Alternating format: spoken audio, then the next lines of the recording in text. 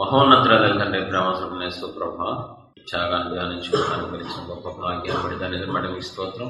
ఈరోజు మీరు చేసిన త్యాగంలో కోణాన్ని ధ్యానించడానికి ప్రక్షేపించండి. నేను పాపాత్మని మీరు పరిశుద్ధుడు తండ్రి. పాపి పరిశుద్ధుడి గురించి వర్ణించలేడు, గ్రహించలేడు తండ్రి. శిలువ చాటున నన్ను 100% మరుగు చేయండి. మీ పరిశుద్ధ రక్తంతో నా హృదయాన్ని శుద్ధి చేయండి, మనసును శుద్ధి చేయండి, ఆత్మను శుద్ధి చేయండి.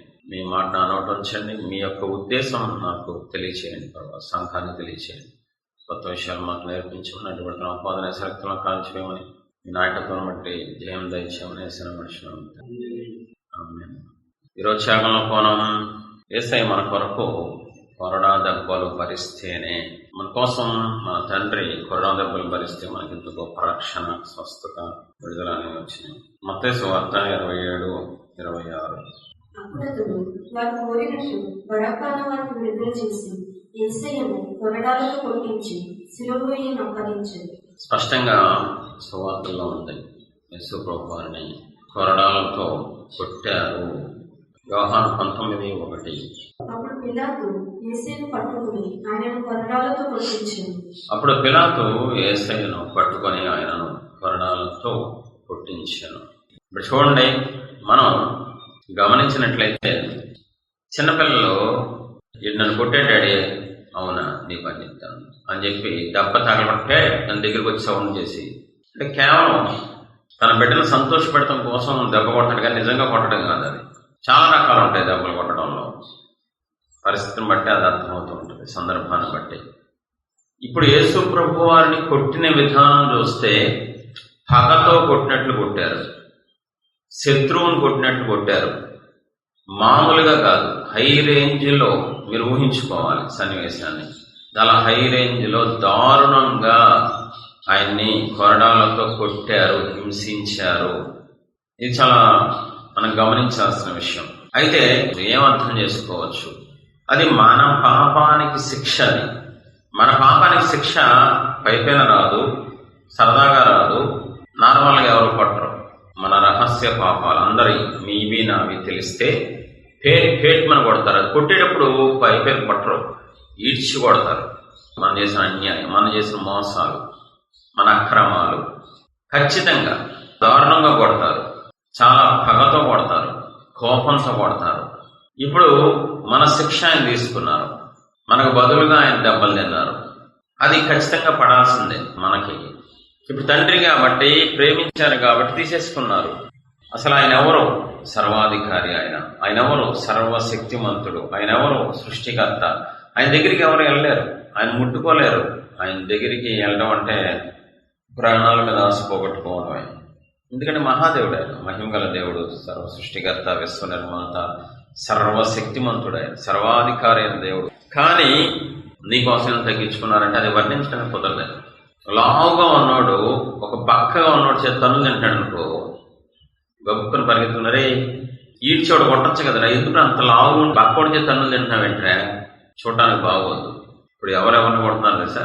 ఒక బలహీనమైన మనిషి సర్వశక్తిమంతుని కొడుతున్నాడు. ఎందుకు అంటే ఆయన తలదించుకొని భరించింది. ఎందుకంటే మన కోసం, మన శిక్ష తప్పించడం కోసం, మనల్ని రక్షించడం కోసం, మన మీద ఉన్న ప్రేమ ఆయన్ని శిక్ష పొందేలాగా చేస్తుంది. ఇంకా మనం గనక ఎందుకు దెబ్బలు తిన్నారు ఆయన అని ఆలోచిస్తే చాలా విలువైనది ఉంటుంది. యెషయా గ్రంథం 53:5 చూడాలి. మన అతిక్రమ క్రియలను బట్టి అతడు గాయపరచబడెను, మన దోషములను బట్టి నలుగగొట్టబడెను, మన సమానార్థమైన శిక్ష అతని మీద పడింది. అతడు పొందిన దెబ్బల చేత మనకు స్వస్థత కలుగుచున్నది. అతడు పొందిన దెబ్బల చేత మనకు స్వస్థత కలుగుచున్నది. ప్రియమైన దెబ్బలు తిని యేసు ప్రభు వారు మహాదేవుడు దెబ్బలు తిని ఆయన పిల్లలమైన మనకి ఏమిస్తున్నారంట? స్వస్థత ఇస్తున్నారంట. స్వస్థత కోసం ఆయన దెబ్బలు తిన్నారు. ఇది చాలా ప్రాముఖ్యమైన విషయం. ఒక రోగం తగ్గిందనుకోండి, స్వస్థ వచ్చినట్లే.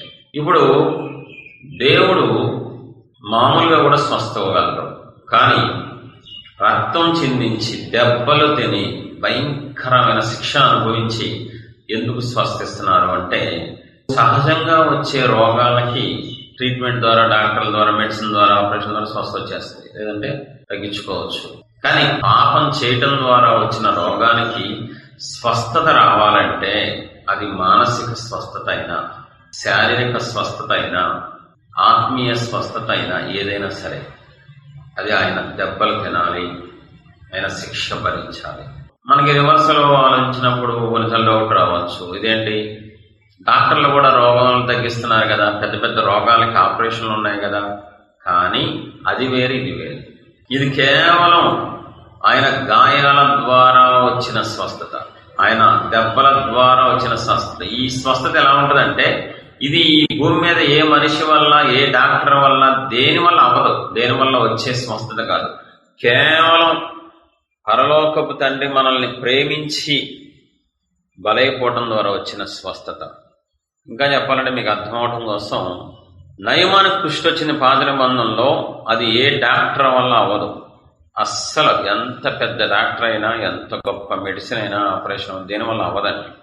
దేవుడు మాత్రమే నయమాని యొక్క కుష్టుని ఎలా తీసేశారంటే కంప్లీట్గా మళ్ళీ అసలు అతనికి కుష్టుందని ఎవడో కనిపెట్టలేకుండా పసిపిల్ల దేహంగా మార్చేశారండి దేవుడు.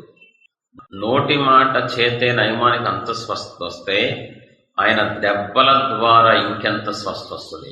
ఆయన భరించిన శిక్ష ద్వారా వచ్చే స్వస్థత మామూలు స్వస్థత కాదు, అది ఒక విలువైన స్వస్థత, అది గొప్ప స్వస్థత. అది మనుషుల వల్ల, లేదా మెడిసిన్ వల్ల, వ్యాయామం వల్ల, ఎక్సర్సైజ్ దేని వల్ల రాదు. అది కేవలం ఆయన తన పిల్లల కోసం దెబ్బలు భరించి ఎవరు ఇవ్వలేని స్వస్థత, మానసిక స్వస్థత, శారీరక స్వస్థత, ఆత్మీయ స్వస్థతలో దేవుడు ఇస్తున్నారు. తన త్యాగం ద్వారా దేవునికి మహిమ కలుగును గాక. అది ఎక్కడ కొనుక్కునేది కాదు, ఎవరి ద్వారా, డాక్టర్ల ద్వారా, ట్రీట్మెంట్ ద్వారా, డబ్బు ద్వారా, బంగారం ద్వారా వచ్చే స్వస్థత కాదు. ఇది ఒక ప్రత్యేకమైన స్వస్థత. అది దేవుడి పాదాల దగ్గర అడిగితే తప్ప నీకు అర్థం కాదు. ఇప్పుడు చూడండి, స్వస్థత ఇవ్వడం కోసం ఆయన త్యాగం చేయడం ఏంటి? ఆయన ఎందుకు బలైపోవాలి? ఆయన ఎందుకు దెబ్బలు తినాలి? అసలు దెబ్బలు తినేలాగా ఆయన ఏం చేశారు అంటే, ఆయనకి తన పిల్లల మీద ఉన్న ప్రేమ దెబ్బలు తినేలాగా, శిక్ష భరించేలాగా చేసింది. మనం జీవితాంతం ప్రతి క్షణం స్తుతించిన, ప్రతి క్షణం వేసే త్యాగాన్ని బట్టి కన్నీరు కార్చినా మనం ఆయన రుణం తెచ్చుకోవాలి. ఏమి ఇచ్చినా, ఏం చేసినా ఆయన రుణం తెచ్చుకోలేం. కేవలం మిగిలిన జీవితం ఆయనకి సాక్షిగా బ్రతికి ఆయన రాజ్యం కడితే మాత్రమే ఆయన సంతోష పెట్టగలం తప్ప అప్పటికి రుణం తెచ్చుకోవడం ఏముండదు. జస్ట్ ఆయనకు ఒక సంతోషాన్ని ఇవ్వగలం. లేదు, ఒకవేళ ఆయనకి సాక్షిగా మనం ఉండకుండా, ఆయన రాజ్యం కట్టకుండా, అంత త్యాగం చేసిన తర్వాత కూడా నువ్వు నేను పాపంలో ఉంటే భయంకరం అండి. అది భయంకరమైన బాధ, దేవునికి గుండెల్లో వేదన, దుఃఖం, ఆగని కన్నీరండి. ఎందుకంటే నా దెబ్బల చేత నా పిల్లలకి స్వస్థత వస్తుందని నేను త్యాగపూరితంగా దెబ్బలు తిని, రక్తం చిందించి, విమోచించి, ఆశీర్వాదం కోసం నేను శాపంగా మారి, పాపంగా మారి, దరిద్రునిగా మారి ఇన్ని చేస్తే నా పిల్లలు మారకపోతే నేను ఎలా భరించగలను? నా పిల్లలు ఇంకా పాపాన్ని విడిచిపెట్టకపోతే నేను ఎలా సహించగలను? నా పిల్లలు ఇంకా పరిశుద్ధులుగా మారకపోతే నా హృదయం ఎలా తట్టుకుంటది? దేవుని బాధ అర్థం చేసుకోవాలి. తల్లిదండ్రులు కష్టపడి చదివించి, లేనోళ్ళు బాగా పేద తల్లిదండ్రులు పిల్లోడు ఒక్కడే కొడుకని బాగా చదివించిన తర్వాత వాడు ఇంట్లో కూర్చుంటే సోమరిపోతుగా అందరూ వచ్చి, హే అమ్మా మీ అబ్బాయి ఉద్యోగం చేయడా, కాలు చేయబడిపోయిందా? చిచ్చి అలా అంటారేంటండి బాబు, మంచిగా ఉన్నాడని, ఆరోగ్యవంతుడు, మరి ఎందుకు ఉద్యోగం చేయట్లే? చదివించారుగా, కష్టపడ్డారుగా, పూట పస్తులుండి కష్టపడి పనిచేసి మరి మీ అబ్బాయిని చదివించారు కదా. ఈరోజు ఆడు ఎలా ఉన్నాడంటే ఒక సోమరిపోతిగా రోడ్ల మీద తిరుగుతాడేంటి? ఉద్యోగం చేయకుండా ఒక బాధ్యత లేనోడేంటి మీ అబ్బాయి? ఏడుపు తప్ప ఏం ఉండదు. నువ్వు ప్రయోజకుడు అయితే దేవుడికి ఆనందం, నువ్వు మారు మనస్సు పొందితే దేవుడికి ఆనందం, నువ్వు ప్రజల్ని రక్షించేవాడిగా ఉంటే, కాపాడేవాడిగా, సువార్థికుడుగా ఉంటే పరలోకపు తండ్రి ఆనందిస్తారు. మనుషులు వెళ్ళి తల్లిదండ్రులు అడిగినట్టు, సాతాను బాగా జరిగిందా? ఆశ పెట్టుకున్నాక మీ అబ్బాయి మీద, మీ అమ్మాయి మీద బాగా చేస్తున్నారా? లోకంలో తిరుగుతున్నారా? మొత్తం నా వైపే ఉన్నారు, నాలోనే ఉన్నారు అని ఎగతాళి చేసి దేవుడు తలదించుకునేలాగా, దేవుడు కన్నీళ్ళకి కారణమయ్యేలాగా ఉండటం ఎంతవరకు న్యాయం అండి? దెబ్బలు తిని స్వస్థత ఇవ్వటం ఏంటండి బాబు? నాకేం అర్థం కావట్లే. అసలు అదేం ప్రేమ, అదేం త్యాగం? దరిద్రుడైపోవడం ఏంటి? దెబ్బలు తినటం ఏంటి? పాపంగా మారటం, శాపంగా మారటం, అసలు ఇంత ఆకాశం అంత త్యాగం చేసి మనల్ని రక్షించడం ఏంటి? మనం ఏమైనా విఐపీలమా, మనం ఏమైనా గొప్పవాళ్ళమా, మనం ఏమైనా మంచోళ్ళమా అని చూస్తే భయంకరమైన వ్యక్తులం మనందరం. ఎంత అంటే ఒకరికి మించిన వాళ్ళు ఒకళ్ళు, ఒకరికి మించిన వాళ్ళు ఒకళ్ళు, ఒకరికి మించిన వాళ్ళు. ఒక పుస్తకంలో నేను చదివాను, ఒక సేవకుడు రాస్తున్నారు, మనం ఎప్పుడు వేరే వాళ్ళని తక్కువగా చూడకూడదు, మనకంటే వాళ్ళు ఎక్కువ పాపాలు చేస్తారు మనకంటే ఎదుటి వాళ్ళు అనుకోకూడదు. వాళ్ళకు వచ్చిన అవకాశం మనకు వస్తే వాళ్ళకంటే మనం ఎక్కువ పాపం చేస్తాం, మనకు అవకాశాలు లేక. ఎందుకని మన స్వభావమే పాప స్వభావం. ఆదాము నుంచి ఇప్పటి వరకు ఆ పాప స్వభావం రక్తంలోంచి వచ్చేసి తరతరాలుగా కొన్ని వేల సంవత్సరాలుగా మనుషులు పాపానికి అలవాటు పడిపోయారు, పాపానికి బానిసలైపోయారు, పాపానికి దాసులైపోయారు. కొంతమంది ఒకదానికి, కొంతమంది వేరే దానికి, అందరూ ఒకదానికి ఉంటారు. కొంతమంది గర్వంతో బతుకుతారు జీవితాంతం, కొంతమంది అహంతో, కొంతమంది ఈర్ష్యతో, కొంతమంది అసూయతో, కొంతమంది స్వార్థంతో, కొంతమంది ఇంకా రకరకాల స్వభావాలు రకరకాల. కానీ అందరూ పాపులే, అందరూ పాపులే. రోమిలి రాసిన పత్రికలో దేవుడు రాయించారు, అందరూ పాపము చేసి, అది ఏ పాపం అన్నది కాదు, పాపము చేసి దేవుడు అనుగ్రహించే మహిమను పోగొట్టుకుంటున్నారు. ఎంత ప్రేమించారు నిన్ను ఆయన, ఇప్పటికీ ఎంత ప్రేమిస్తున్నారు దేవుడు. కాబట్టే ఇవన్నీ నువ్వు వినగలుగుతున్నావు. ఇప్పటికైనా మించిపోయింది లేదు. నా వైపు చూడండి, నేను మారుస్తాను మిమ్మల్ని, నా రక్తంలో కడుక్కుంటా, శుద్ధి చేస్తా, నూతన హృదయం, నూతన మనసు, నూతన ఆత్మ, నూతన స్వభావం ఇస్తానని వాగ్దానం చేశారండి. నవీన స్వభావాన్ని నీకు ఇస్తా. నువ్వు ఎలాంటి దానివైనా, ఎలాంటోడువైనా సరే, నువ్వు అసలు భయపడక్కర్లేదు, బాధపడక్కర్లేదు, దిగులు పడక్కర్లేదు, అనుమానించక్కర్లేదు. నువ్వు ఎంత కఠినాత్ముడువైనా, ఎంత కషాయుడువైనా, నీ స్వభావం నీచమైందైనా మార్చేస్తారు నా దేవుడు యేసేనామల్లో. అంతే, రక్తం వచ్చి నిన్ను మార్చేస్తుంది. పరిశుద్ధ రక్తం ద్వారా నీ స్వభావాలు రివర్స్ అయిపోతాయి. అంతే, ద్వేషంతో నిండిపోయిన నువ్వు ప్రేమతో నిండిపోతావు ఆయన రక్తం ద్వారా. అహంతో నిండిపోయిన నువ్వు దీనత్వంతో నిండిపోతావు ఆయన రక్తం ద్వారా. స్వార్థంతో నిండిపోయిన నువ్వు ప్రజల కోసమే సమయం అంతా ఖర్చు పెట్టేలాగా మారిపోతావు యేసయ్య నామంలో. ఆయన రక్తానికి ఆ శక్తి ఉంది, ఆయనకు ఆ శక్తి ఉంది, ఆయన నామానికి ఆ శక్తి ఉంది. ఇప్పటికీ నువ్వు వింటున్నావంటే, నీ చెవిలోకి ఈ మాటలు వెళ్తున్నాయంటే అర్థం ఏంటి తెలుసా? నేను సిద్ధంగా ఉన్నాను నా బిడ్డ, నా రక్తం సిద్ధంగా ఉంది.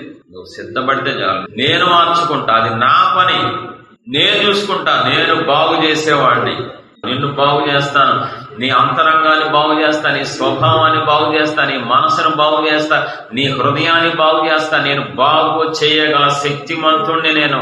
నాకు అసాధ్యమైందంటే లేదు. నీకోసమే ప్రాణం పెట్టా, నీకోసమే రక్తం చిందించాను, దెబ్బలు తిన్నా, ఉమ్ములు భరించా, అన్నీ భరించాను. ఎందుకు తెలుసా? నీ మార్పు కోసమే. దయచేసి ఆయన వైపు చూస్తారా? ఇక మారదు అంటానికి ఏమీ లేదు, నువ్వు మారవు అంటానికి అసలు ఆ ప్రశ్నే లేదు. సాధారణంగా నేను ఒకవేళ మోసం చేయొచ్చు, నేను భ్రమలో పెట్టచ్చు. సాధారణంగా నీ పక్కనకి వచ్చి నువ్వెలా మారుతావురా? మారతావంటే నీ స్వభావం మారిపోద్దంతే యేసేనామల్లో. అది పోవటం కాదు, ఆ ప్లేస్ లో రివర్స్ స్వభావం, మంచి స్వభావం వచ్చేస్తంతే. అహంతో నిండిపోయావా? దీనత్వంతో నా దేవుడు నింపేస్తారంతే. గర్వంతో నిండిపోయావా? దీనత్వంతో, తగ్గింపుతో నింపేస్తారంతే. తల్లకిందులు చేసే దేవుడు అండి నా దేవుడు. సౌలును పౌలుగా మార్చిన దేవుడు, యాకోబుని ఇశ్రాయేలుగా మార్చిన దేవుడు అండి. మీరు నమ్మండి అంతే విశ్వాసంతో. ఏ పాపం అయితే చేసావో, దేవుని బాధ పెట్టావో, సిలువేసావో, ఆ పాపాన్ని ఒప్పుకో, ఆయన రక్తంతో కడగడానికి ఇష్టపడు. ఖచ్చితంగా నిన్ను నూతన సృష్టిగా నా దేవుడు మార్చేస్తారు. నవీన స్వభావాన్ని నీకు ఇస్తారు, నూతన మనసు ఇస్తారు నా దేవుడు. ఆయన మాట తప్పని దేవుడు, మాట తప్పని ఏకైక సర్వశక్తి గల దేవుడు నీకు మాట ఇస్తున్నారు. ఎప్పటికైనా నీ చెవిలోకి ఈ మాట వెళ్తుందంటే ఇంకా నువ్వు ఆయన ఎన్నికలో ఉన్నావు, ఇంకా ఆయన నిన్ను కోరుకుంటున్నాను చెప్తున్నాను, ఖచ్చితంగా బలంగా చెప్తున్నాను. ఇప్పటికీ నువ్వు ఆయన వైపు చూస్తే ఇప్పటికైనా నిన్ను మార్చుకుంటాను సిద్ధంగా. ఆయన రక్తం సిద్ధంగా ఉందంట నిన్ను కడగడానికి. నువ్వు ఎంత చేయిపోయినా, ఎంత పాడైపోయినా, ఎంత భ్రష్టుడిగా మారిపోయినా, ఎంత బలి తెగించినా ఆయన రక్తం సిద్ధంగా ఉంది. దేవుడు ఏమంటారు తెలుసా? పవిత్రులుగా మార్చేస్తా, మిమ్మల్ని పరిశుద్ధులుగా మారుస్తా, నీతిమంతులుగా మారుస్తా నా రక్తం ద్వారా. గొప్ప శుభవార్త అండి, గొప్ప అవకాశం అండి, గొప్ప ధన్యత అండి. ఇది వాడుకోండి ప్రియ దేవునులారా, దయచేసి వాడుకోండి. ప్రతి ఇంట్లో మాక్సిమం డస్ట్బిన్ ఉంటుంది. పాడైపోయిన వస్తువును ఒక ఇంట్లో వాళ్ళు పాడైపోయిందని డస్ట్బిన్లో వేశారు. నెక్స్ట్ డే ఆ డస్ట్బిన్ లో వేరే చెత్తతో పాటు ఆ పాడైపోయిన వస్తువు, పూర్తిగా పాడైపోయిన డ్యామేజ్ అయిపోయిన వస్తువు, పనికిరాని వస్తువుని వేరే చెత్తతో కలిసి నెక్స్ట్ డే మార్నింగ్ బయటికి రోడ్డు మీద తీసుకెళ్లి, రోజు చెత్త బండి తీసుకెళ్లే వాళ్ళు వచ్చారు, తీసుకెళ్లిపోయారు, అది వేసారు. మీరు అర్థం చేసుకోవాలి, డస్ట్బిన్ లోకి ఒక వస్తువు వెళ్ళింది, పాడైపోయిన వస్తువు, పనికి మాలిన వస్తువు, చెడిపోయిన వస్తువు, ఇంకా అస్సలు పనికిరాదు, పారేయటం తప్ప. కాబట్టి డస్ట్బిన్కి వెళ్ళింది. అక్కడి నుంచి నెక్స్ట్ డే మార్నింగ్ ట్రక్ లాంటిది వచ్చి చెత్త అంతా తీసుకెళ్ళిపోతుంది, అందులోకి వెళ్ళిపోయింది. అక్కడి నుంచి ఆ ట్రక్కులన్నీ కలిసి ఊరి చివరికి వెళ్ళి మొత్తం చెత్త అక్కడ పడేస్తారు. ఏం చేస్తారు? రూల్ ప్రకారం అగ్నితో కాల్చేస్తారు. చెత్త అంతా ఒక చోటేసి పనికిమాలినవన్నీ, పనికిరానివన్నీ, పాడైపోయినవన్నీ ఊరి చివర ఒక ప్రదేశంలో వేసి కాలుస్తారు. అందులో పెట్రోల్ పోసో సంథింగ్ ఏదో ఒకటి పోసేసి నీ నిప్పు వెలిగిస్తే కాయ బూడిదైపోద్ది. ప్రదేశంలో ఒక్కసారి ఆలోచించండి, డస్ట్బిన్ లోకి వెళ్ళిపోయిన ఒక వస్తువు, పాడైపోయిన వస్తువు, పనికిమాలిన వస్తువు నెక్స్ట్ డే ట్రక్ లోకి వెళ్ళిపోయింది. అక్కడి నుంచి ఊరి చివరికి వెళ్ళిపోయింది, పెద్ద చెత్త కుప్పలోకి వెళ్ళిపోయింది. ఇంకా 5 నిమిషాల్లో కాల్ చేస్తారు, బూడిదైపోద్ది. అలాంటి టైంలో అంత పెద్ద చెత్తలో ఉన్న ఆ ఒక్క వస్తువుని ఒక వ్యక్తి వెళ్ళి ఏరి ఆ వస్తువుని తీసుకొచ్చి బయటికి కాలకుండా చేసి ఆ వస్తువుని బాగు చేస్తే ఎలా ఉంటుందో, ఇంకా చావడానికి తప్ప, ఇంకా అగ్నిగుండానికి తప్ప దేనికి పనిరాని మన దేహాన్ని ఆఖరి క్షణంలో ఆయన పరిశుద్ధ హస్తంతో బయటికి తీసి పూర్తిగా చెత్తతో నిండిపోయిన ఊరి చివర శ్మశానానికి దగ్గరగా ఉన్నాం మనం. మన పాపం మరణానికి దగ్గర చేసింది, మన దోషం పాతాళానికి దగ్గర చేసింది. ఇంకా అయిపోయింది అనుకున్నాం మన జీవితంలో, ఇంకా బ్రతకలేమనుకున్నాం, ఇంకా చావేశారని అనుకున్నాం. నా దేవుడు ప్రేమ నీ మీద నా మీద వచ్చింది, తీసుకొచ్చి ఒక వస్తువు బాగు చేసినట్లు నిన్ను నన్ను ఆయన తన రక్తంతో బాగు చేసుకున్నారు, పరిశుద్ధపరుచుకున్నారు. ఆయన పరిశుద్ధ సన్నిధిలో పరిశుద్ధ జనాంగంలో కూర్చోబెట్టారు. ఎక్కడుండాలి? ఆ వస్తువు ఏడుస్తుంది, ఇదేంటి, డస్ట్బిన్ లోకి వెళ్ళిపోయాను కదా, ట్రక్కులోకి వెళ్ళిపోయాను, లారీలోకి వెళ్ళిపోయాను కదా, ఊరి చివరికి వెళ్ళిపోయాను కదా, మళ్ళీ నేను ఎలా వచ్చాను, మళ్ళీ నేను పెద్ద కోటీశ్వర్ల ఇంట్లోకి ఎలా వచ్చాను, పెద్ద షోకేస్లోకి అందంగా ఎలాగా అని ఆ వస్తువు ఏడుస్తుంది. సేమ్ మన దేవుడు ఆ వస్తువుకు చేసినట్లే చేశారండి. 23 ఏళ్ళకి నా వయసులో చనిపోవడం సిద్ధపడ్డాను. ఆ పాపం వల్ల మరణానికి దగ్గర అయిపోయాను. సూసైడ్ మీద సూసైడ్, దాదాపు 20-30 సార్లు సూసైడ్ అటెంప్ట్ చేశారు. ప్రతి ఒక్కరి లైఫ్ లో ఉన్నాయండి సూసైడ్ అటెంప్ట్స్. చచ్చిపోవాలి, అది రోగం చేత, సూసైడ్ ద్వారా, యాక్సిడెంట్ ద్వారా, ఇక పాతాళానికి రెడీగా దగ్గరగా. ఇంకొక అడుగేస్తే పాతాళమే, ఇంకో నిమిషంలో చనిపోవాలి, ఇంకో అడుగేస్తే పాతాళం. కానీ నా దేవుని ప్రేమ నీ మీదకి వచ్చింది, ఆయన కనికరం నీ మీదకి నా మీదకి వచ్చి ఆ చెత్తలోంచి వస్తువును తీసుకొచ్చినట్లు పాతాళంకి వెళ్ళబోయే మనల్ని ప్రేమతో తెచ్చుకున్నారండి. పాడైపోయిన మనల్ని, దిగజారిపోయిన మనల్ని, దేహం అంతా పాడు చేసుకున్నాం, స్వభావం అంతా పాడు చేసుకున్నాం, హృదయం అంతా పాడు చేసేసుకున్నాం మనం. ఇంకేం లేదు హృదయంలో, దేహంలో మంచి అనేది లేకుండా పూర్తిగా చెడిపోయామండి. అయినా నా దేవుడు నువ్వే కావాలి, ఇక నువ్వు తప్ప ఎవరు లేరు అన్నట్లుగా ఏరుకొని తెచ్చుకున్నారండి చెత్తలోంచి. ఏ ప్రేమ అంటే ఊహకు అందట్లేదు. మలినమైన దేహం, మార్పులేని మనసు, మనిషిగానే చేయరాని కార్యములే చేసినారే. అవునయ్యా, ఇది నిజం తండ్రి. మలినమైన దేహం, మార్పులేని మనసు, మనిషిగానే చేయరాని కార్యములే చేసినానే. ఏముంది నాలోనా ఏమైనా యువగలనా. ఏముంది నాలోనా ఏమైనా యువగలనా. ఏ యోగ్యత లేని నన్ను ఎందుకు ఎన్నుకున్నారు. ఏ అర్హత లేని నన్ను ఎందుకు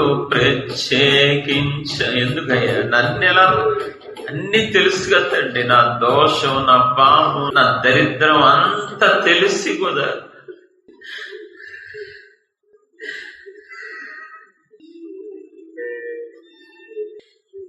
ఎలా తెచ్చుకున్నారు తండ్రి. ఏంటయ్యా ఈ ప్రేమ. మంచి వస్తువు తెచ్చిన చెత్తలోకి వెళ్ళిపోయి ఊరి చివరికి వెళ్ళిపోయిన వస్తువు తెచ్చుకోవడం ఏంటి తండ్రి. పాతాళానికి సిద్ధంగా ఉన్న నన్ను తెచ్చుకున్నారేంటయ్యా. ఇంకో నిమిషంలో మరణం, వెంటనే పాతాళం, యాతన. ఎందుకు తప్పించారయ్యా? తప్పించినందుకు ఏమన్నా సంతోష పెడుతున్నానా తండ్రి? తప్పించినందుకు ఏమన్నా కృతజ్ఞత కలిగి ఉన్నానా? మీరు యాతన పడేలాగా బ్రతుకుతున్నాను తండ్రి. తప్పించినందుకు కృతజ్ఞత విహీనుడిగా బ్రతుకుతున్నానయ్యా. ఛీ, ఎంత ప్రేమించారయ్యా, ఎంత త్యాగం చేశారు. ఈ పాటికి ఎంతగా మిమ్మల్ని చూడాలి, ఎంత ఆనందింపజేయాలి, ఎంత పరవశింపజేయాలి, ఎంతగా నాట్యమాడాలి నన్ను బట్టి. మీరు నా బిడ్డ మారిపోయాడు, నా బిడ్డ అంత పూర్తిగా నా వశం అయిపోయాడు, నా కంట్రోల్లో ఉన్నాడు, నా మాట వింటాడు, నా కుమారుడు అని పరలోకంలో ఎంత నాట్యమాడాలి మీరు.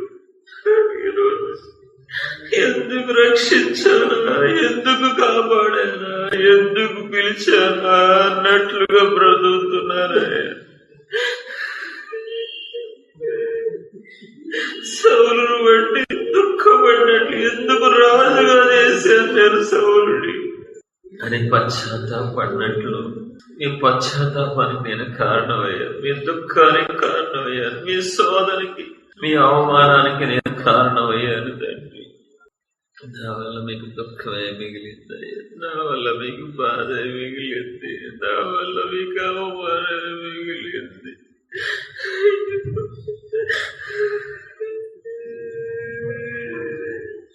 ధూళినైన నన్ను విడిచిపోకయ్యా, దూరమైన నన్ను చేరదీయుము. ధూళినైన నన్ను విడిచిపోకయ్యా, దూరమైన నన్ను చేరదీయుము. సిలువ విలువ ఎరుగని శిలను నేనయ్యా,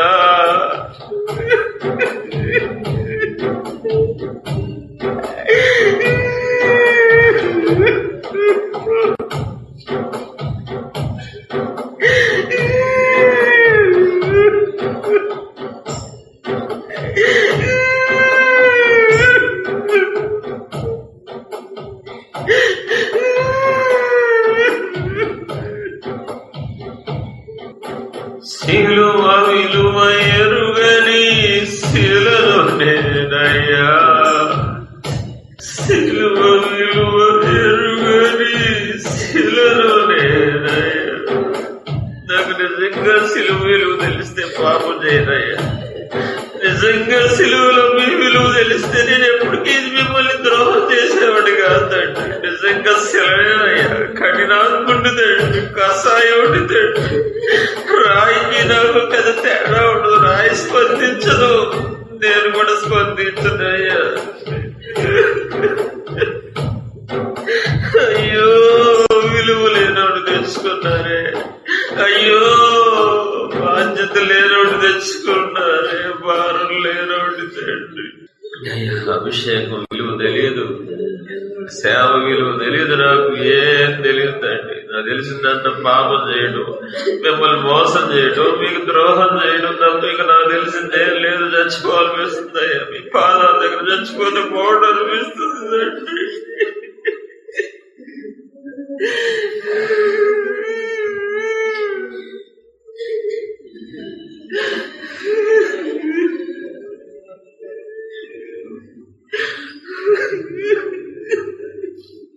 ధూళినైన నన్ను విడిచిపోకయ్యా, దూరమైన నన్ను చేరదీయుము.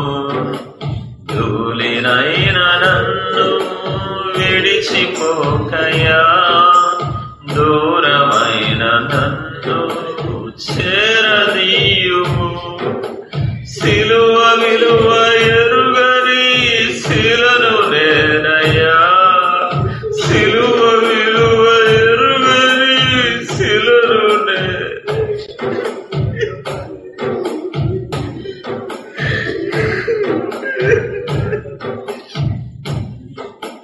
సిలువ విలువ ఎరుగని శిలను నేనయ్యా, సిలువ విలువ ఎరుగని శిలను నేనయ్యా. మీ రూపుల నన్ను చెక్కు యేసయ్యా, మీ రూపుల నన్ను చెక్కు యేసయ్యా. ఆదరించువారు లేక అలసిపోగా, అంతరంగమందు నాకు క్షోభ కలుగగా. ఆదరించువారు లేక అలసిపోగా, అంతరంగమందు నాకు క్షోభ కలుగగా. నమ్మదగిన వాడవై నన్ను విడువక, ఆదరించి హత్తుకున్న ప్రేమ మీదయా. నమ్మదగిన వాడవై నన్ను విడువక, ఆదరించి హత్తుకున్న ప్రేమ మీదయా. ఏమివ్వగలను కోటి సూర్య తేజ, హృదయమంత మీరే నిండిపోయా. ఏమివ్వగలను కోటి సూర్య తేజ, హృదయమంత మీరే నిండిపోయా.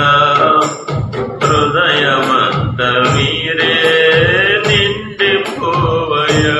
ధూళినైన నన్ను విడిచిపోకయా, దూరమైన నన్ను చేరదీయుము.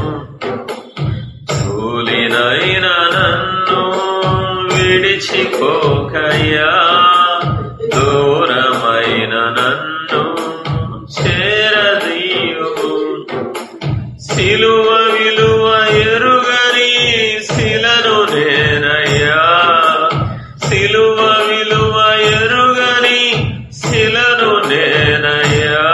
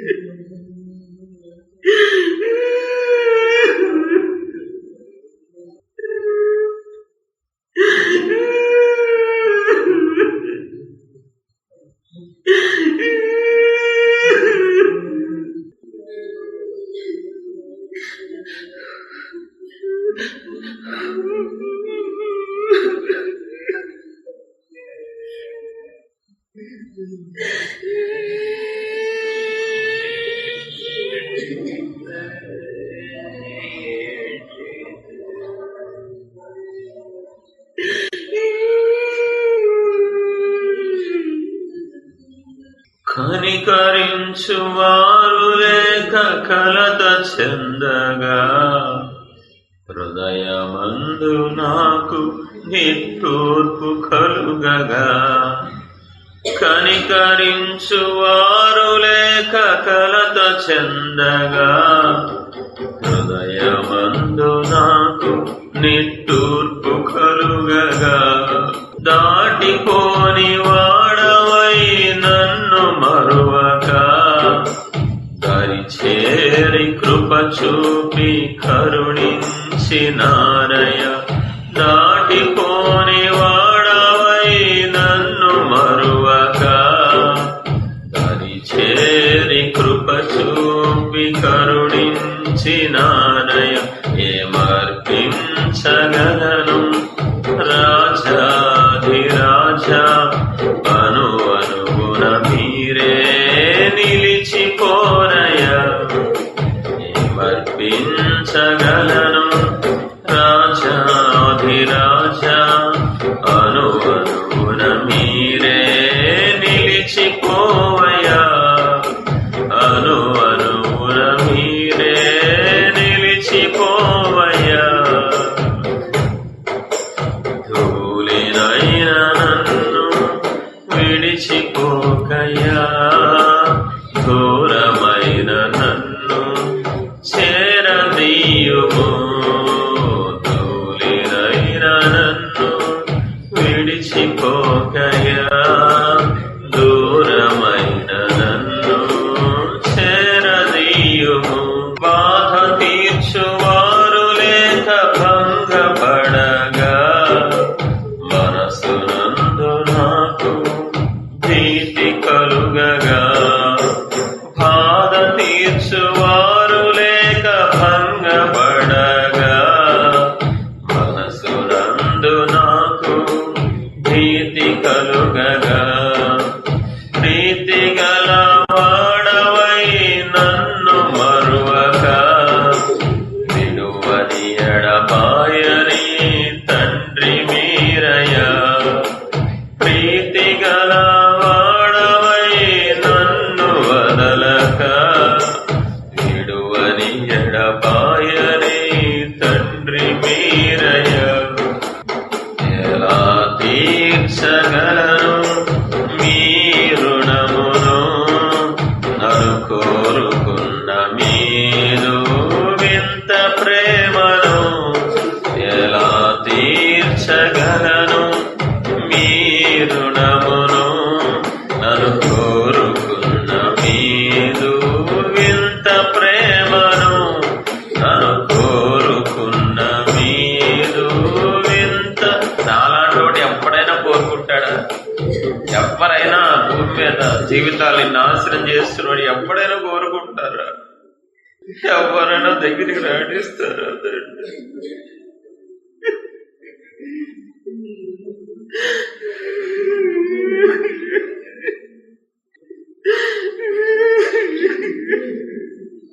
నన్ను ఎవడు కోరుకుంటాడు తండ్రి పాడైపోయిన నన్ను చెడిపోయిన నన్ను చీడ పనులు చేస్తున్న నన్ను ఎవడు కోరుకుంటాడా ఎందుకయ్యా నన్ను కోరుకుంటారు నా మీద మీకు ప్రేమలో వచ్చిందయ్యా ఇన్ని కోట్ల మందిలో నన్నెలా జ్ఞాపకం చేసుకున్నారు తండ్రి చాలా సంతోష పెట్టాలి నాన్న బాగా ప్రేమించాలి మీకు దగ్గర అవ్వాలంటే హత్తుకోవాలందు కానీ అవ్వలేకపోతున్నారు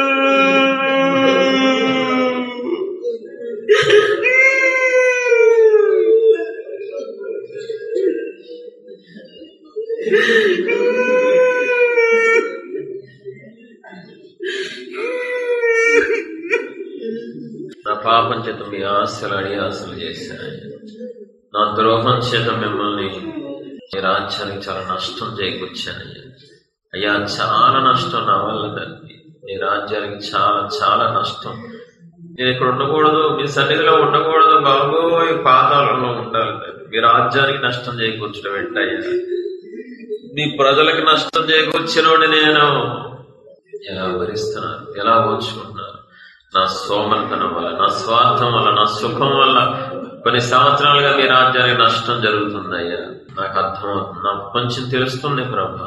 నాలాంటి వాడు బతకూడదు తండ్రి, నాలాంటి చీడ పరుగు ఉండకూడదు సంఘంలో తండ్రి. బాబోయ్, ఎంత నష్టం అయినా వల్ల, నా పాపం వల్ల ఎంత నష్టం తండ్రి. అసలు ఎందుకు పిలిచారు, ఏ ఉద్దేశంతో పిలిచారు, నేనేం చేశాను? అయ్యో, చచ్చిపోవాలనిపిస్తుంది తండ్రి.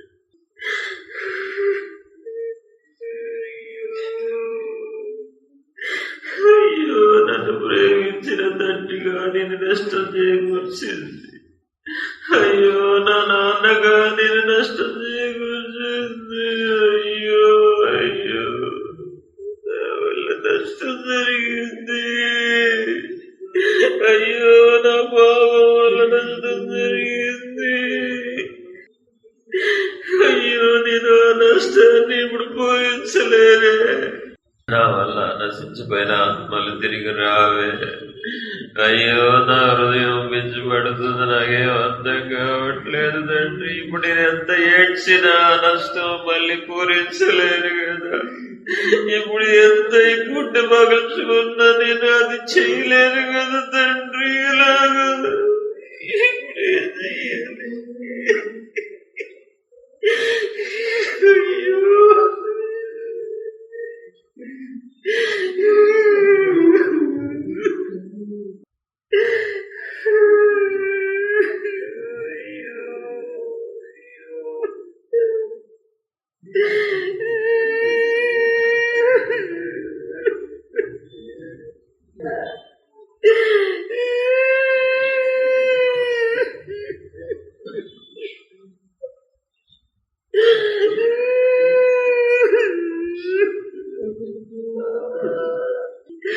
నష్టం చేయడానిగా నేను వచ్చింది, నష్టపరుస్తానుగా నేను వచ్చింది.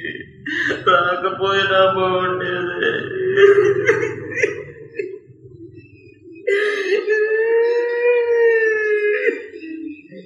నా పాపం వల్ల మీ ప్రజలు నష్టపోయారు, నా పాపం వల్ల మీ ప్రజలు మీకు దూరం అయ్యారు, నా పాపం వల్ల నశించిపోయే వాళ్ళకి రక్షణ రాలేదు. ఇప్పుడు నేను ఏం చేసినా నష్టాన్ని పూరించలేదయ్యా.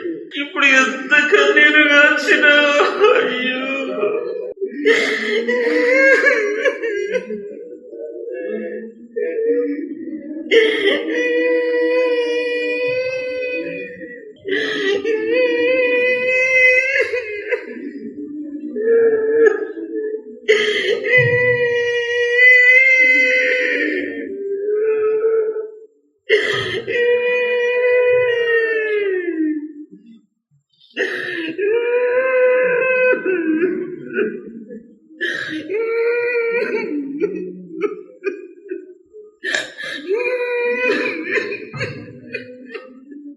నేను సరిగ్గా సేవ చేయలేదు కాబట్టి నష్టం జరిగింది. నేను సరిగ్గా లేను కాబట్టి ప్రేమించిన తండ్రినా నేను మోసం చేసింది.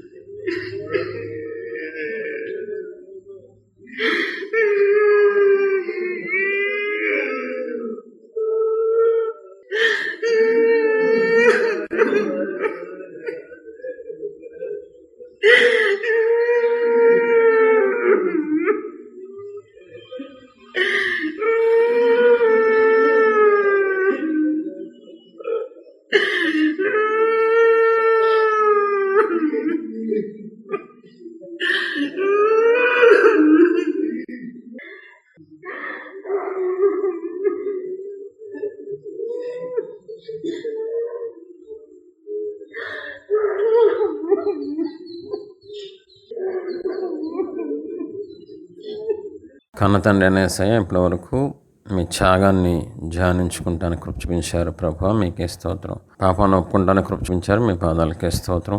మీరు ఇచ్చిన ప్రతి కన్నీటి బొట్టును బట్టి, మీరు తాకి మాకు ఇచ్చిన ప్రతి కన్నీటి బొట్టును బట్టి మీ పాదాలకే కోటి స్తుతులు, కోటి ముద్దులు తండ్రి. సమస్త మహిమ మీ పాదాలకే చెల్లిస్తున్నాం తండ్రి. ఆమేన్.